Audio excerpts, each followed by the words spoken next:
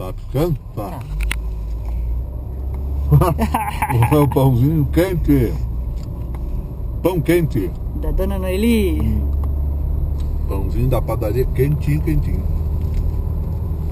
Mais um vídeo. Vamos lá. Tá bom. O calor do pão embaçando o vidro. É. Coisa boa. Existem pessoas que não gostam do pão quente, mas eu...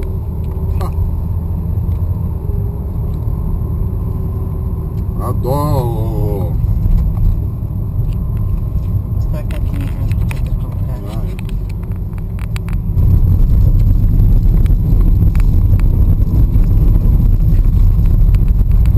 Nosso projeto de todo dia. Caminho da roça.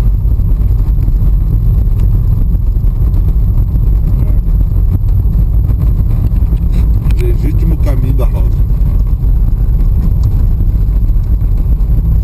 Não, o caminho da nossa casa. Eu disse, né? Tão gostoso ir pra casa. Caindo o dia e entrando à noite. Vamos lá. Bora. Bora que até acho que cabe um chimarrão ainda. É, acho que cabe.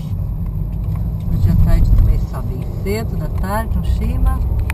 Depois eu não tomei mais. Ó, a caminhonete ali, ó, mal estacionada, parada no meio da rua. Bonitão do bailão. Em todo o Brasil sempre tem o bonitão do bailão. Agora nós vamos pegar um pouquinho de...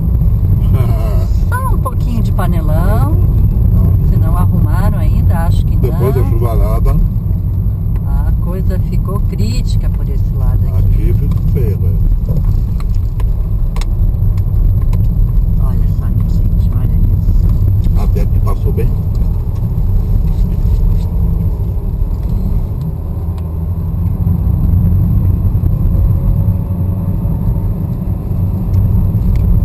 Vamos lá.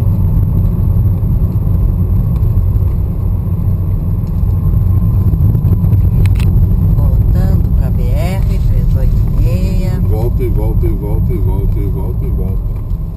Olha como tá cheio aí. Ó.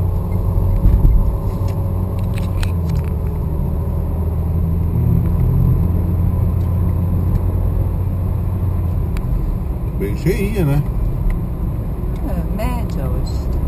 Tem dias que tá bem mais cheio. Fica o pisca, tio.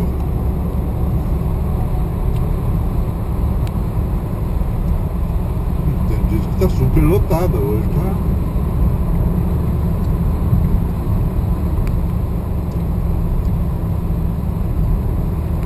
Renault Logan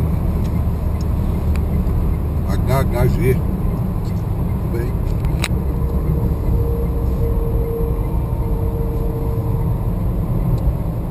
Feito o carreto. Até o próximo vídeo. Aperta o botão de